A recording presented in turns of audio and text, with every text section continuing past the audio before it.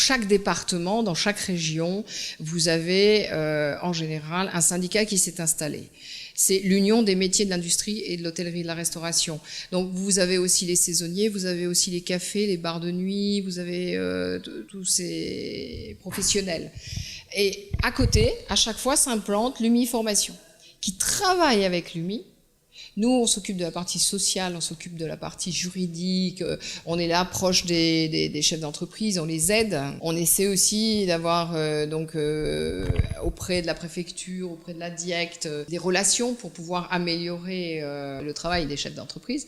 Mais vous avez à côté l'UMI Formation, donc Catherine Combard, qui va proposer à un restaurateur qui veut s'installer, il est obligé d'avoir la licence restaurateur. Il est obligé de passer les normes HACCP, donc les normes d'hygiène. Il y a toutes sortes de formations qu'on peut proposer aux salariés. Une femme de chambre, les méthodes pour faire les chambres, le barman, un certificat barman.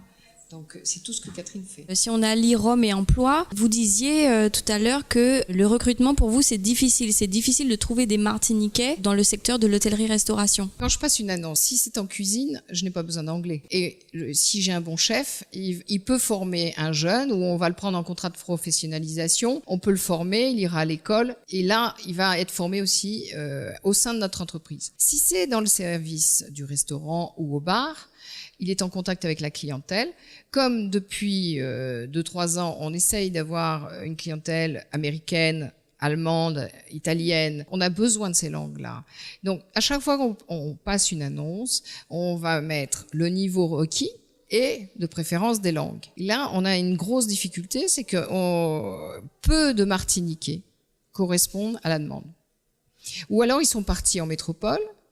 Ils ont eu une expérience en métropole et ils n'ont pas envie de revenir parce qu'ils trouvent que à la Martinique, il n'y a pas beaucoup d'emplois. Vous dites, vous, que c'est faux? Je dirais que c'est faux. Il faut qu'ils comprennent que depuis 3-4 ans, il y a des hôtels qui se rénovent. Il y a vraiment un potentiel maintenant et qu'ils ont besoin de revenir. Et là, je viens d'embaucher un maître d'hôtel qui est moitié martiniquais, qui a souhaité revenir à la Martinique et qui a une très bonne formation, qui a fait des maisons 4-5 étoiles. J'espère de tout cœur qu'il va rester avec nous et qui va former son équipe.